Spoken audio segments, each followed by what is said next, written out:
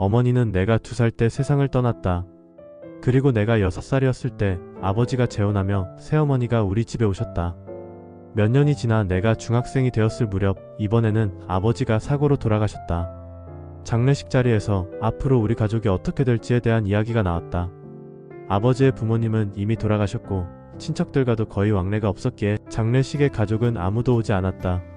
그런 상황에서 이후에 내 거취에 대해 새어머니 쪽에서 논의하게 되었다.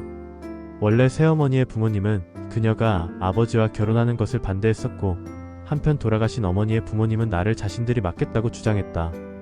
양쪽 부모의 의견이 일치하면서 그렇게 결정이 내려지려는 순간 새어머니가 말했다. 이 아이는 제 아이입니다. 혈연이 닿아 있지 않더라도 제 자식입니다. 제발 이 아이를 저에게 맡겨주세요.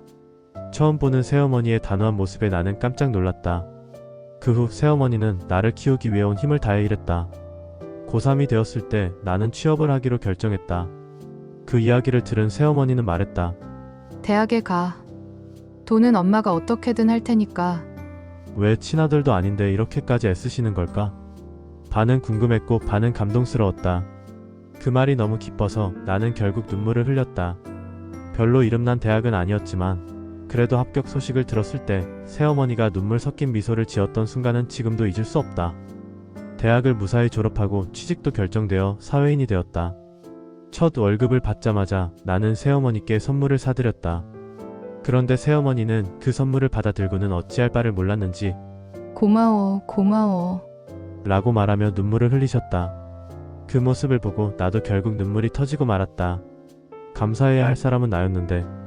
그 후 나는 30이 되기 전 결혼하고 싶은 사람을 만났다. 결혼한 지 1년쯤 지났을 때 새어머니가 쓰러지셨다. 혹시라도 또 같은 일이 반복될까 걱정되어 나는 새어머니와 함께 살기로 결정했다. 그 사이 손자의 얼굴도 보여드릴 수 있었다. 하지만 지난달에 새어머니는 세상을 떠나셨다. 장례를 치른 후 아내가 새어머니에 대한 이야기를 해주었다. 여러 가지 이야기를 들었다고 했다. 새어머니는 아버지와 결혼하기 전 아이를 가질 수 없는 몸이었다고 한다. 그 사실 때문에 결혼을 거절하려 했지만 아버지는 이렇게 말했다고 한다. 우리에겐 이미 아이가 있잖아. 내 아들의 엄마가 되어주지 않겠어? 그 말을 듣고 새어머니는 눈물을 흘리며 결혼을 결심했고 아버지도 남몰래 울고 있었다고 한다. 비록 로맨틱한 프러포즈는 아니었지만 새어머니에게는 그것이 무척 기쁘고 소중한 순간이었다고. 그 이야기를 듣고 나는 마침내 모든 걸 이해할 수 있었다. 아내도 그 이야기를 들으며 눈물을 멈추지 못했다고 한다. 그리고 다시 이야기하면서 또 엉엉 울었다. 미안하지만 친어머니보다도 더 어머니 같았던 분.